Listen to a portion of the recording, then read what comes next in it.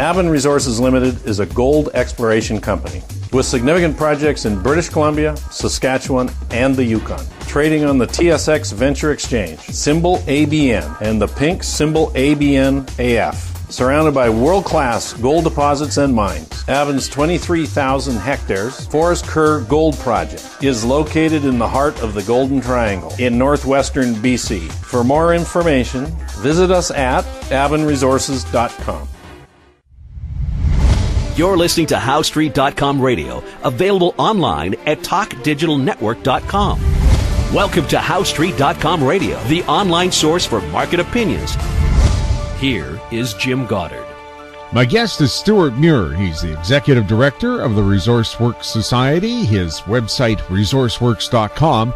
Welcome back to the show, Stewart. Thank you, Jim.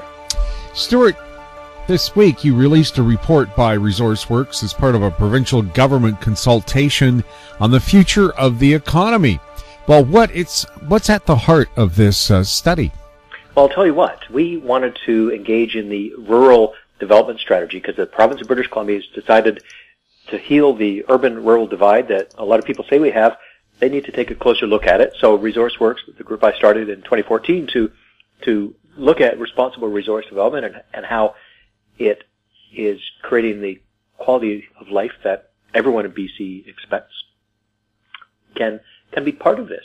And we have developed this report. We just submitted it this week to the provincial process. We've published it on our ResourceWorks website, resourceworks.com. Anyone can look at it. It's free of charge. And it's called Healing the Divide. Now, how big is that divide, and how would you describe it? The divide is real. It's there. People who live in places like Vancouver, in Victoria, don't see the life that most people have outside of those cities unless they're going to maybe a ski trip or going to the Okanagan for a wine tour. You know, most people appreciate that it's there, but they may not know what it's like to be the people who live all the time in those rural areas and what their lives are like. Very good lives, very interesting, rich lives, but often not ones that we understand. And because of that, and there's consequences to this, when we don't understand each other, when decisions get made, they're not necessarily fair for everybody, or really sometimes anybody. And that's a big problem if we aren't able to have the services that governments can provide, because it all takes money, and money comes from infrastructure development and economic activity. And if you don't have those things happening, then you're not going to have what everyone wants, which is just a warm house to go home to and a decent place to raise your kids. Well, the NDP does have the perception of being anti-development when it comes to natural resources. Well, I think they're trying hard in government. It's tough. They're in a tough position. I'm an optimist by nature, and I think that people with good common sense can get things done no matter what their political banner is. I think this government has talked about its desire to protect the land and the water and also have the benefits of the economy. I know that it's pretty controversial. There's a real divide there. I look at a project like the Trans Mountain Pipeline expansion. Some call it the Kinder Morgan Pipeline, and that's been through a rigorous process. It's got hundreds of thousands of conditions. We're actually working on another report to look at all of these, because there's so much protecting the water that we have and the land. And I think for a government that's run on skepticism of the processes, they're looking to show that they are not just simply signing off on what other governments have decided. They want to do their own investigation, which is kind of fair, I suppose, at one level. But if it means that investors just say, you know what, we can't wait for you to make up your minds. We're going elsewhere. And I was just reading this morning that in Afghanistan, they're going to build a pipeline across there from Central Asia to India. It's a $10 billion pipeline. And you know what? Jim, you won't believe it. Do you know who signed on to support building a pipeline across Afghanistan? The Taliban. The Taliban. Okay, so in Afghanistan, the Taliban are saying, yeah, let's build a pipeline. In BC, what's happening with the pipeline? I mean, you've got I think a vocal small group. It's not everybody. It's not even half, that has got, a significant issue with what everyone else says, wait a minute, we need this. And we have this gridlock. In a country like Afghanistan, it's gone through decades of civil war, pretty much constant civil war since the 1970s, and they're building a pipeline for natural gas. Well, Alberta is going to spend $1 billion upgrading bitumen, so it's not basically raw pavement being shipped through that pipeline. It's going to be pretty close to regular crude oil. Well, I think in fairness to what is often described as bitumen, the diluted bitumen, it really, for all intents and purposes, it's crude oil. And it is certainly derived from the oil sands, but it goes through a lot of processing before it ever gets into a pipeline.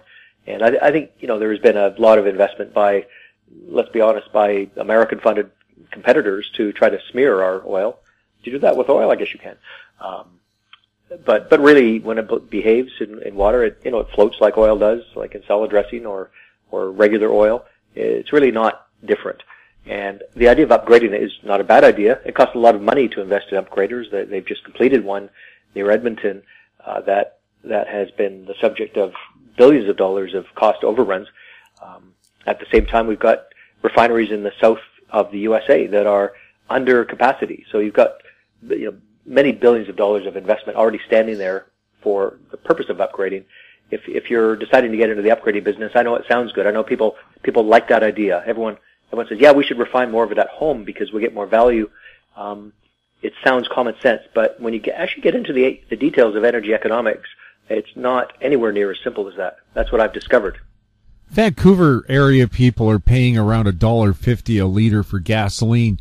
If they got more of this oil from Alberta, would we see prices for gasoline in Vancouver go down?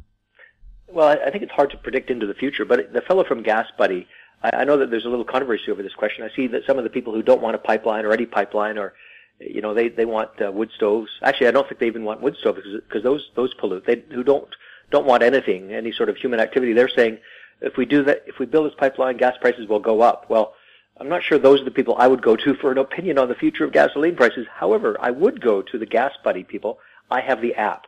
You know what Gas Buddy is, don't you, Jim? Yeah, they predict where prices will be every week. Yeah, and you can drive around. I bet a lot of people do this. Find the cheapest gas. Well, the fellow who runs Gas Buddy, he's looked at the situation. I trust him. He says we will not get higher prices because of finishing the pipeline. Now that's common sense, but it's also what the expert says. So don't believe when you hear from some of these groups that don't want anything in the way of any development, whether it's forestry, fishing, mining, or anything, tell you or try to scare you that prices are going up. It's not happening. How much of the movement against pipelines is funded by either U.S.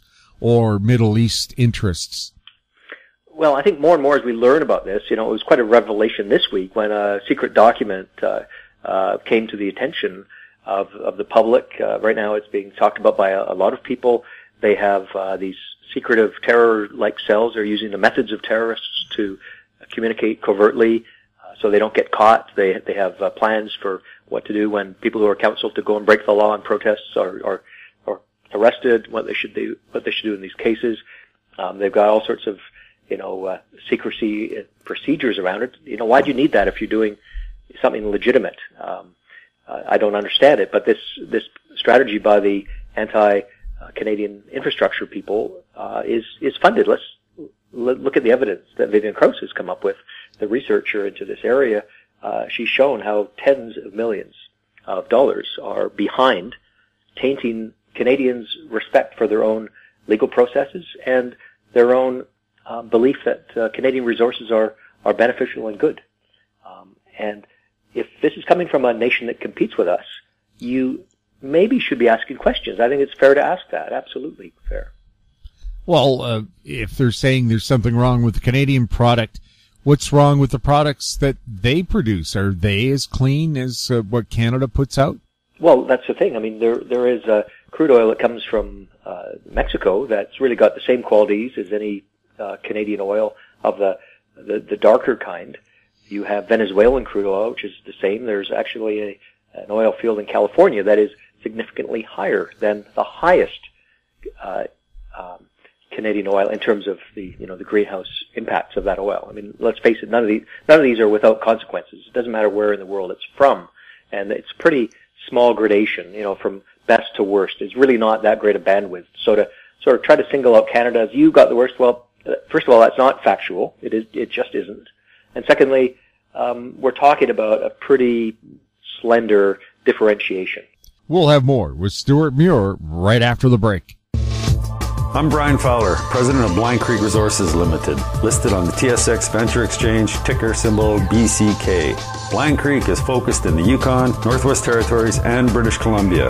The company's key property is the Blend Project, one of the largest undeveloped lead zinc silver deposits in Western Canada, plus plans to advance the recently acquired, fully permitted historic engineer gold mine in the Atlan district of northwestern BC. Check us out at blindcreekresources.com. I'm Greg Johnston, CEO of Carl Data Solutions, an industrial Internet of Things company that provides big data solutions for monitoring critical infrastructure. Carl Data offers machine learning and predictive analytics features through our cloud-based applications to deliver key asset-saving operational insights from massive amounts of data. Carl Data trades on the CSE, symbol CRL, and the Pink, symbol CDTAF. For more details on Carl Data, please visit carlsolutions.com. Welcome back. We're speaking with Stewart Muir. Stewart, in either the federal budget or the BC budget, did you see anything that would promote Canada's natural resources? Well, they seem to be very cautious and careful about things that have to do with economic development. To me, I'm puzzled by that. I'm maybe just old-fashioned. Maybe I'm a fuddy-duddy.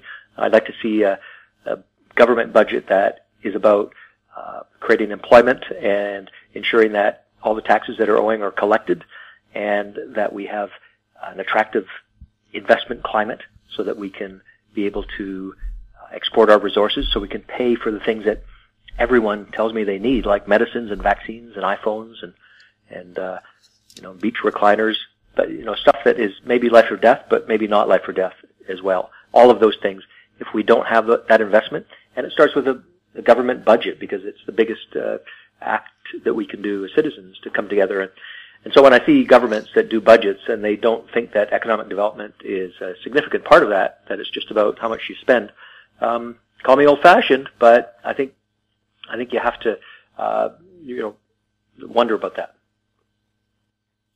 Well, I know a lot of what the federal government collects comes from the Alberta oil patch, and that's one of the reasons why the federal government approved the pipeline.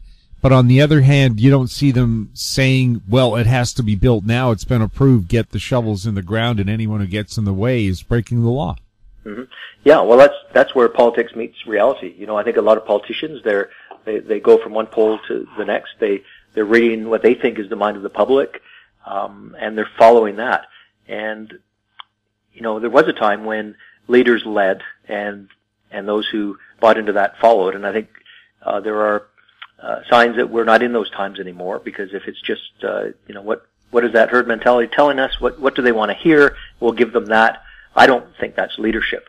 Leadership is recognizing what needs to be done, making a case, winning people over to it in a positive way, not forcing it down their throats, but showing them the benefits. But folks, if you're listening, think about the time you're spending on breaking down complicated things. We're all very busy. This is technical material.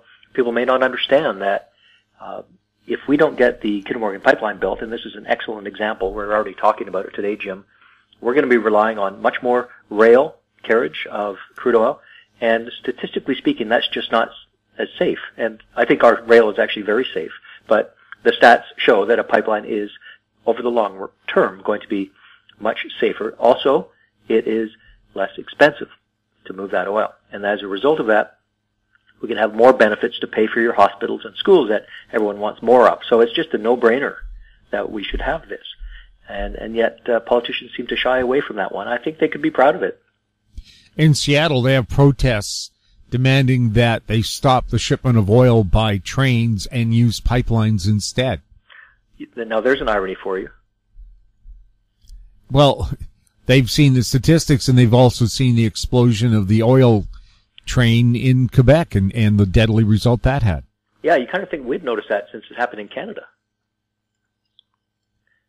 Yes, but it didn't happen here. Well, exactly. it's always what's closest to home. And, lately one of our projects at ResourceWorks is we're looking at the overall safety regimes. And there are thousands of pages, and this is one of the problems. It's so complex. There's been years and years of processes. There have been conditions added by municipalities, by province of British Columbia, by the federal government, by the industry itself, by international shipping requirements, voluntary requirements.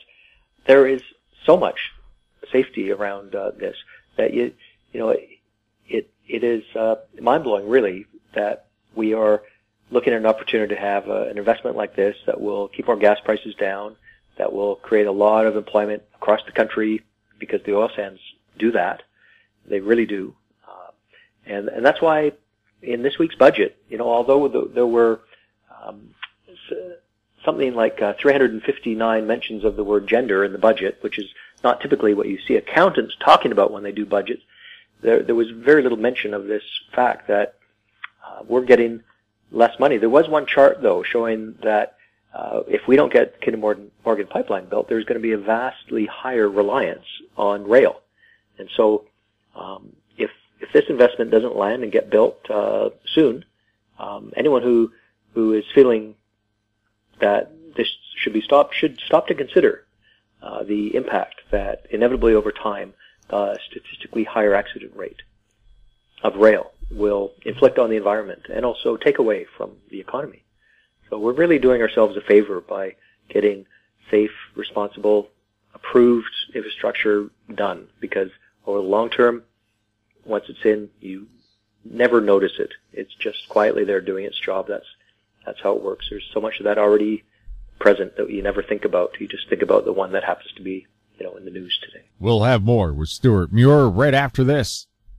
MGX Minerals is revolutionizing the new energy economy with patented lithium extraction technology, replacing traditional solar evaporation using low-cost, low-energy nanofiltration. The first system of this paradigm shift technology is currently being commissioned. MGX Minerals trades on the CSE, symbol XMG, the OTCQB, symbol MGXMF, and Frankfurt, symbol 1MG. For more information, visit our website, mgxminerals.com. Don't miss out. Stay informed. Receive the HowStreet.com weekly recap with thought-provoking podcasts, radio, and articles delivered to your inbox. Sign up for the HowStreet.com weekly recap on our homepage at HowStreet.com. Welcome back. We're speaking with Stewart Muir. Stewart, is there any action in the liquefied natural gas area in BC? Well, there is a lot going on there. And this week I was in Fort St. John, which I like to call our clean energy corridor, because it has our hydroelectricity. It's where Site C is. It's a place where we have some wind farms. It's where some of the lowest carbon, lowest sulfur natural gas in the world is extracted from the ground. And there's also a lot of light, tight oil coming from the shale deposits up there. It's truly a cornucopia of energy. And I was talking with a number of people there. There's a lot of activity. The people are working up there, which is a nice change of pace. They had some tough years. They know that Kitimat LNG project, which is from Imperial and endorsed by First Nations, is very much alive. They know that the LNG Canada project, also in the port of Kitimat on the northwest coast, is inching ahead, hoping to get to a final investment decision, an FID, in 2018. Lots of good indications. I've talked to those people. I know that there's a kind of cottage industry in BC of dismissing anything that might be in the future, and that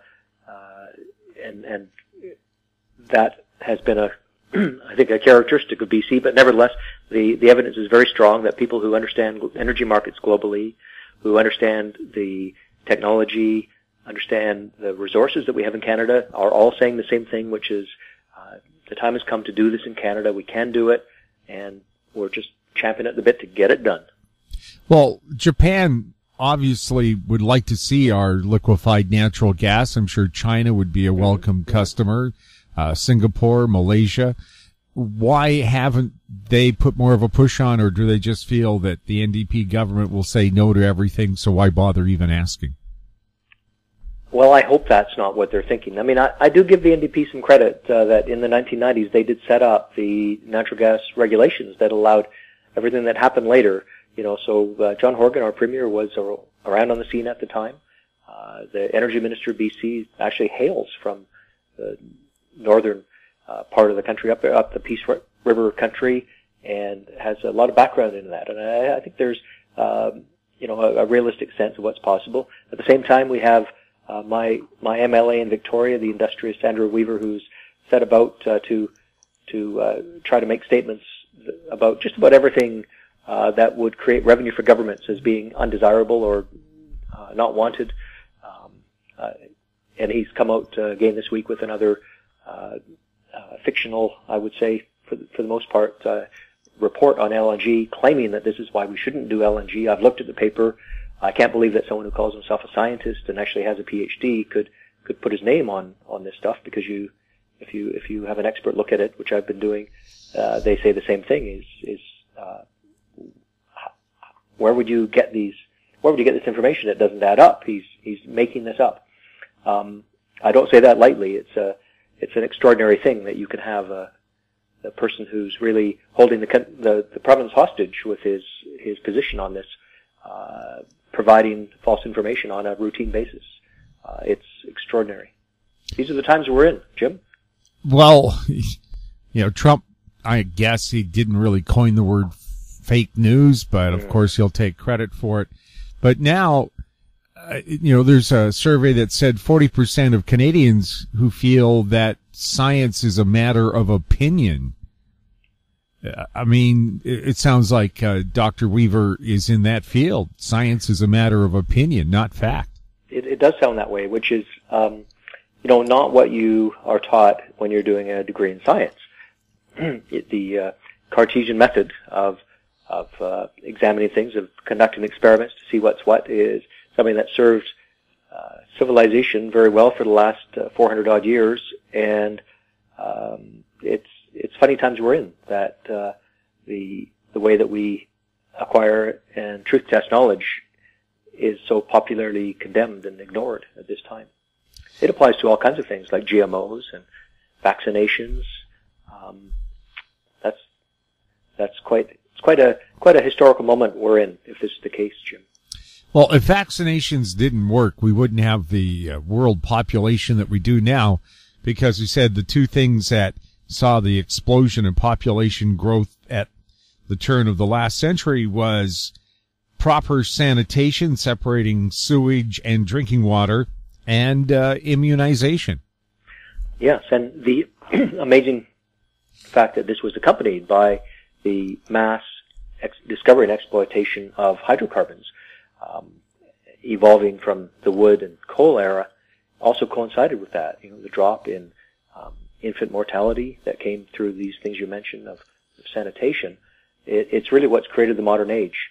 And as we work to struggle with the negatives, and there are negatives obviously of hydrocarbons, it's easy to lose sight of the positives because they're so commonplace. Everything we do, in everything, every act of every day, in everything, is created by hydrocarbons. They are really the fundamental fact of everything we do. And I think as we work through alternatives, and alternatives are needed, we have to have a transition plan over time that will get us there. And there's some people who are more impatient than others, who just want to get there, and I think that's what drives a lot of the, what we hear. People who wish we were further ahead than we are the ones who are most likely to want to, I think, suggest that we're already there. And that's why you see some of these statements we see, I think. But we do need to keep the work up. We do need to innovate. We need to use our non-renewable resources more carefully and responsibly, economize. And that's how we'll get to where we need to get.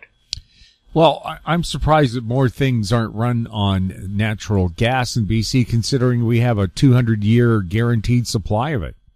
Yeah, I was just talking with a gentleman in Fort St. John who recollected that many decades ago he was able to drive down to Vancouver from the northeast in a pickup truck that used natural gas, I guess CNG, there was a government subsidy in place at the time, back in the 1980s, and he had no problem fueling up along the way. It was really economical. There were government subsidies of some kind, or at least some mechanism to make it more affordable.